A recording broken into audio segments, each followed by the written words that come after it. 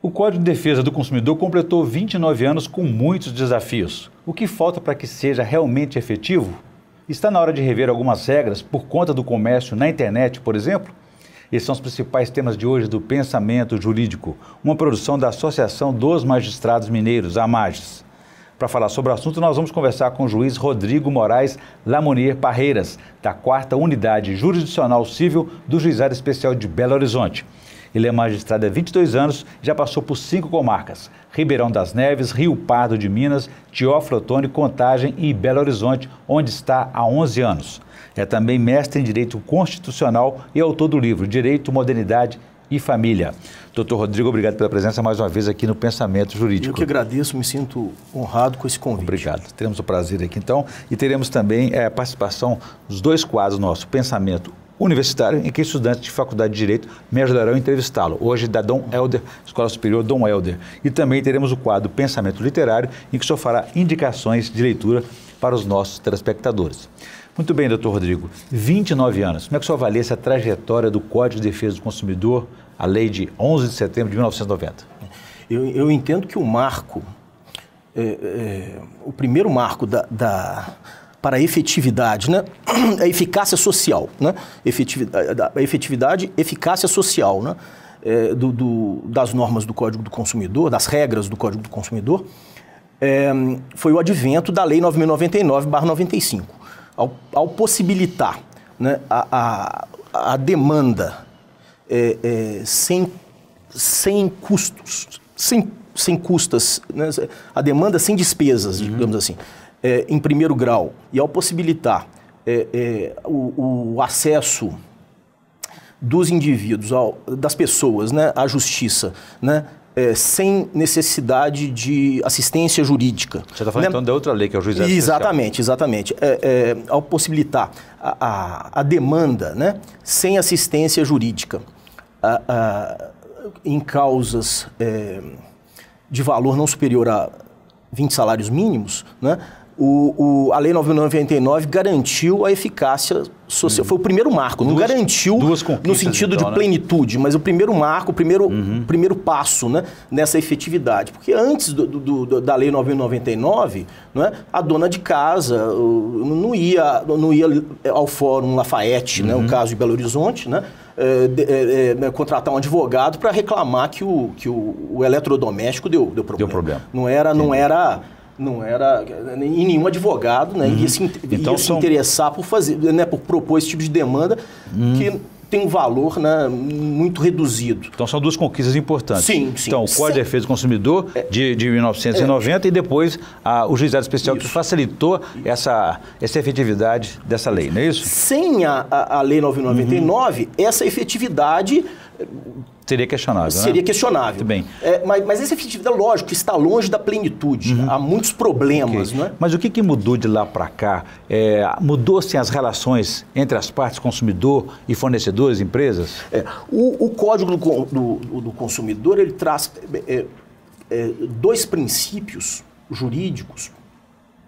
Eu falo princípios jurídicos não para ser redundante, porque há princípios que são muitas vezes adotados em decisões, em arrazoados, que são princípios de origem jurídica duvidosa, que acabam gerando insegurança, né? Mas os 2 princípios jurídicos, tipicamente jurídicos, do Código do Consumidor, que muito contribuem para essa efetividade, são da transparência e o da boa-fé objetiva. O princípio da boa-fé objetiva realmente é um divisor de águas. Né? É um divisor de águas, é a diferenciação, né, entre o microsistema jurídico do consumidor, né? É a diferenciação que caracteriza, digamos assim, o microsistema jurídico das relações de consumo, né? A distingue perfeitamente dos princípios, regras, né, do Código Civil, do Código Civil tradicional. Esse é o princípio da boa-fé objetiva. Depende, por exemplo, da atitude do fornecedor? Exatamente, em favor do consumidor. A boa-fé do fornecedor não se presume. Ela tem que ser explicitada, né, nas práticas práticas pré-contratuais, não é isso? Publicidade, né? Em todas as etapas. Em todas as etapas. A boa-fé objetiva ela tem que ser externada, né? Pelas práticas comerciais, né? E externada no próprio contrato. Respeitando, né? Sempre o direito do consumidor. Exatamente. O direito privado tradicional parte do pressuposto que as duas partes são iguais. E nesse caso, então, além da caso iniciativa do consumidor, da empresa... houve a inversão. Na verdade, o consumidor é presumivelmente, né, fraco, né, diante do poderio econômico né? E cognitivo também, técnico-cognitivo, do fornecedor. Não é? Isso realmente para mim, é o espírito da lei do Código do Consumidor. Não é? E há exageros, né? Na aplicação, há exageros. Ok. Né? Vou fazer um intervalo aqui no próximo bloco, a gente volta a falar sobre esse assunto aí. Sim. E colocando também a responsabilidade que o consumidor tem que ter atitude também para se defender e conhecer os seus direitos. Exatamente. A gente volta então em instantes.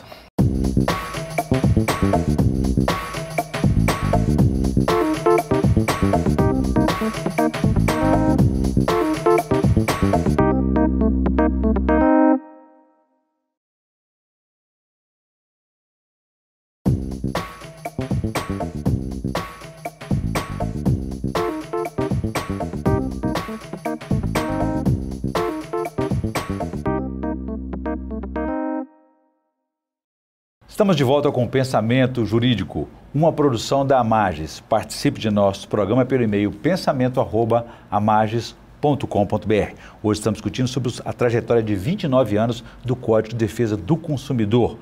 O nosso entrevistado é o juiz Rodrigo Moraes Lamounier Parreiras, da 4ª Unidade Jurisdicional Civil do Juizado Especial de Belo Horizonte. Doutor Rodrigo, deixa eu fazer uma questão no bloco anterior. O senhor estava falando sobre a importância do princípio da boa-fé das empresas, dos fornecedores. Da boa-fé objetiva. Exatamente. Em contraposição à boa-fé subjetiva, que é do Código Civil, enfim.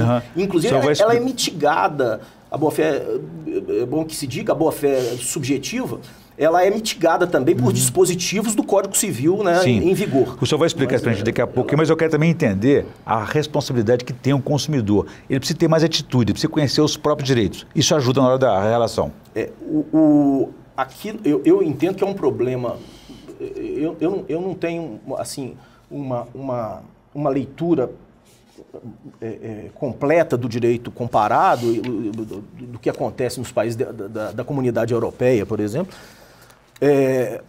para fazer uma comparação assim precisa. Mas eu num apanhado geral, eu entendo que o consumidor brasileiro reclama pouco. Né? Se ele reclamasse mais, sobretudo pela via administrativa, Como é que seria a via administrativa? Me parece, os PROCONs, não é isso? E as agências. Sem procurar o judiciário, por exemplo. Exatamente. Antes de procurar o judiciário. Se as reclamações fossem mais frequentes, né? Se no universo de 100 consumidores lesados, 90 reclamassem, não é isso? Lesados por qualquer fornecedor, né? 90 reclamassem, o número de demandas judiciais até cairia. Porque seriam resolvidas antes? Seriam resolvidas antes, né? Entendi. O que muitas vezes estimula a perpetuação de práticas comerciais, né, lesivas, né, ilícitas e lesivas, é que a quantidade de consumidores reclamantes é muito baixa, não é isso? Muito baixa. Agora, na verdade, pode parecer, mas pode parecer que isso aumentaria as demandas judiciais. Eu entendo que não. Pode ser resolvidas antes. Pode ser resolvidas antes. O fornecedor ele se sentiria compelido, né? Se o consumidor fosse mais atuante em defesa dos seus próprios interesses, o fornecedor ele se sentiria mais compelido a mudar as práticas. Até mesmo diretamente com a empresa, né? Exatamente. E funciona agora com a empresa? Agora, a gente não pode atribuir isso apenas a desinformação do consumidor ou a falta de motivação do consumidor para reclamar. Eu entendo que na base desse comportamento há uma questão institucional também. Eu vejo, né, na questão da política das relações de consumo no Brasil, em geral, né, de todos os poderes, né, de todas das três funções do Estado, há um erro estratégico que acaba transformando o juiz na primeira porta, o judiciário na primeira porta. Não é? No meu modo de entender, há um equívoco estratégico, né, que vem se refletindo em posturas do próprio judiciário, em gestão do próprio judiciário, do próprio executivo. Okay. Eu entendo que a grande mudança, o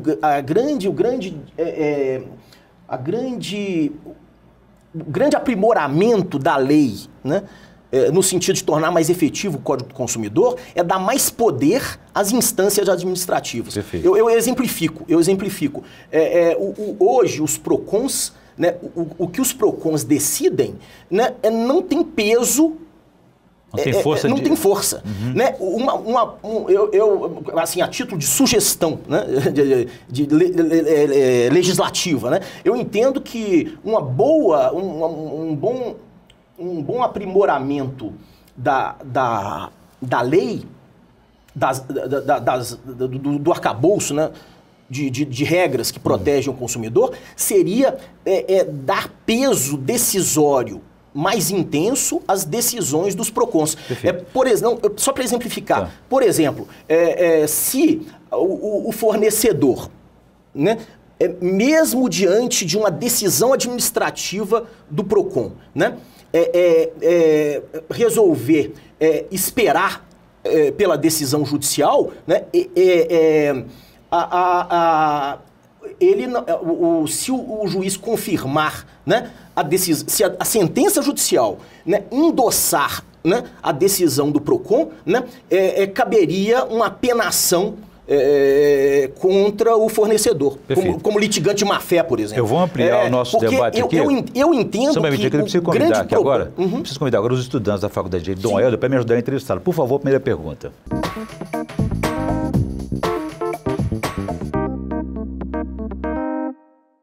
Qual é o impacto causado com a criação de um Código de Defesa Estadual do Consumidor como o do Estado de Pernambuco? Em termos de direito material, eu não vejo como um Código Estadual de Defesa do Consumidor pode inovar.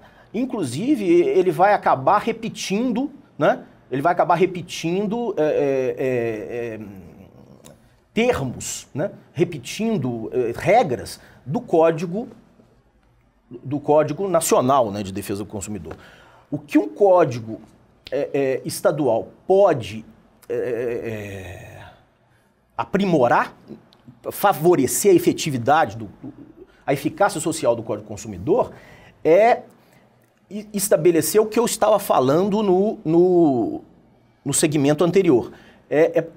Aprofundar essa questão da autoridade, do prestígio da autoridade administrativa. Né? As agências de nível estadual incumbidas da defesa do Código dos direitos do consumidor, ela tem que ter poder, a decisão dela não pode ser apenas sugestiva, como é hoje. Ela tem que valer, ela tem que ter uma repercussão, né, impositiva sobre a conduta. Inclusive, para isso, eu entendo que deveria haver uma mudança, uma alteração da lei nacional, né? Como o Código de Defesa do Consumidor deve se adequar à nova realidade de evolução tecnológica, mantendo-se como ferramenta eficaz para a harmonização das relações de consumo? Se o que o estudante cogita é de uma mudança no código, eu entendo que é totalmente desnecessária, né? A atualização das normas, né, diante da evolução tecnológica, que é um desafio que se opõe não apenas ao código, não apenas ao direito do consumidor, mas a todo o direito, a todos os ramos do direito, né? Depende do esforço interpretativo dos juízes, né? Dos juízes e das autoridades, né, administrativas afetas ao ramo, né? Se ele está pensando em alguma necessidade de inovação de regra, de lei, eu entendo que não. Aliás, é um problema sério do nosso país, né? Essa ideia da da lei como resolução dos problemas, é o fetiche da lei. Muito bem, agradecer então a participação dos estudantes da Faculdade de Direito, Dom Helder. O doutor Rodrigo, vou fazer um intervalo novamente para o nosso último bloco e eu gostaria que o senhor falasse um pouco também sobre a questão tecnológica que tem ajudado a defesa do consumidor, que é essa plataforma aí, consumidor.gov, e a integração com o processo judicial eletrônico. A gente volta em instantes.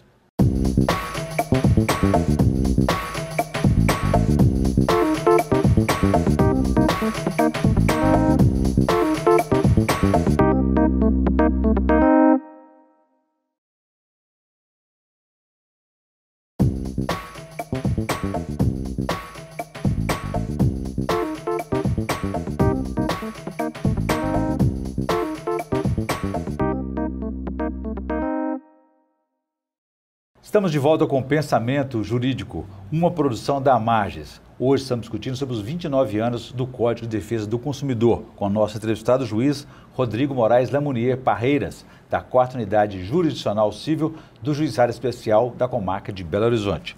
Doutor Rodrigo, deixa eu fazer uma questão no bloco anterior a respeito dos efeitos da tecnologia para a defesa do consumidor.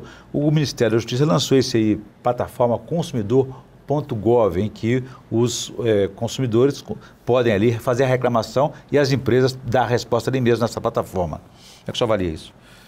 Bom, a inovação tecnológica, né, sem o que eu venho insistindo, sem o aprimoramento institucional que eu já mencionei nos blocos anteriores, né, ela não terá grande efetividade, né? Para mim, essas inovações tecnológicas, elas têm que ser acompanhadas de uma reforma legislativa, né, que dê mais poderes, que torne mais respeitáveis as decisões administrativas. Uhum. Não adianta nada a veiculação de reclamações, aí o consumidor reclama, aí o fornecedor responde. Enfim, como a instância administrativa não tem poder, é desprovida de qualquer prestígio, digamos assim, coercitivo, né?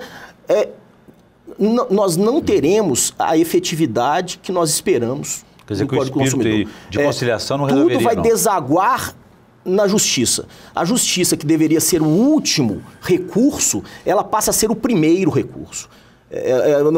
Porque as instâncias administrativas são acabam sendo só figurativas. É um convite à razão. Ela não pode ser só isso. Ela tem que ter um peso. Ainda que não seja um peso coercitivo imediato, até porque isso atentaria contra a garantia da inafastabilidade do Poder Judiciário, né? Mas elas têm que ter um peso que o juiz deve considerar, né? Até para fins de impor pena de litigância de má-fé, não é isso? Essas decisões dos PROCONs, por exemplo, elas têm que ter um peso, né? Para inibir, né? Para inibir a litigiosidade, que muitas e muitas vezes há da parte do consumidor também, porque nós não estamos aqui lidando com mocinho e bandido. Eu me recuso a fazer esse tratamento. Mas a grande parte da má-fé do fornecedor, né, em juízo, né, ela existe, né, ele insiste, o fornecedor muitas vezes insiste em fazer uma defesa descabida, absurda, defesas genéricas, né, que não impugnam nada do fato, exatamente porque as instâncias administrativas não têm poder para inibi-lo. Mas de acordo com as estatísticas, os vilões são quase sempre os mesmos, as empresas de telefonia liderando a lista de reclamações e de queixas aí. Por que se repete com tanta frequência? As empresas não entenderam isso, não? Exatamente. Isso se repete por quê? Porque a agência não funciona para inibir práticas que são recorrentes, não é? Práticas que são recorrentes. Ou não funciona, eu acredito que não funcione também pelo que eu já venho afirmando, que ela não tem a decisão administrativa, ela não tem o devido prestígio, né? E o papel dos PROCONs também tem que ser aprimorado. É um absurdo, passar um litígio, né? Numa primeira abordagem, que é do PROCON, né? Ser uma abordagem apenas para sugerir uma conciliação. É um absurdo. Eu entendo que a decisão do PROCON ela tem que ter um peso, sem sacrificar, né, a inafastabilidade do Poder Judiciário, evidentemente, ela tem que ter um peso, inclusive a ser considerado numa futura demanda judicial. Perfeito. Senão nós continuaremos aí com uma quantidade enorme de processos. Enxugando gelo, né? Exatamente, enxugando gelo. Exatamente. Doutor Rodrigo, gostaria agora de interromper um pouco a nossa entrevista para o senhor fazer a indicação de leitura no nosso quadro Pensamento Literário, por favor, que o senhor trouxe para nós.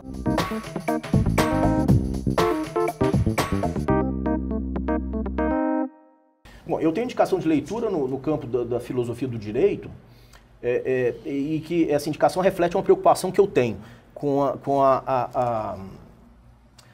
a necessidade de racionalização do discurso jurídico, né? É uma obra que foi editada pela Lumen Iuris. Eu não sei atualmente se essa obra eu não sei se ela foi reeditada, né? Mas é de uma escritora alemã cujo nome é Ingeborg Maus.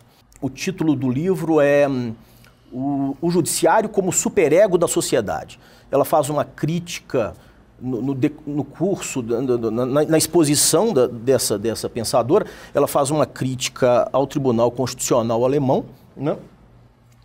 E no meu modo de entender, né, é uma crítica que pode ser aplicada, né, à própria Suprema Corte brasileira. Perfeito. Boa indicação aí. Tendo em vista... Para a gente encerrar aqui, então, doutor Rodrigo, como é que ficam os prazos para desistir de um negócio feito pela internet e a chance de receber o valor integral daquilo que foi pago? Os prazos são previstos, o prazo é previsto no Código de Defesa do Consumidor. A compra fora do estabelecimento, que é o caso, né? Compras feitas pela internet, se encaixa compra feita pela internet, ela se enquadra perfeitamente, né, no Código do Consumidor. O Código do Consumidor já estabelece o prazo de 7 dias para desistência, né? A partir de quando chega a mercadoria? E a partir da chegada da mercadoria, a partir da chegada, da entrega da mercadoria, né, se for o caso de serviço, né, do término da prestação do serviço. Bom, eu conversei aqui com o juiz Rodrigo Moraes Lamonier Parreiras, da 4ª Unidade Jurisdicional Civil do Juizado Especial de Belo Horizonte. E discutimos aí sobre os 29 anos, a trajetória aí do Código de Defesa do Consumidor. Doutor Rodrigo, obrigado pela entrevista, foi um prazer recebê-lo aqui no Pensamento Jurídico. Bom, ficamos por aqui. Se você quiser participar, escreva para pensamento@amages.com.br. Obrigado e até a próxima.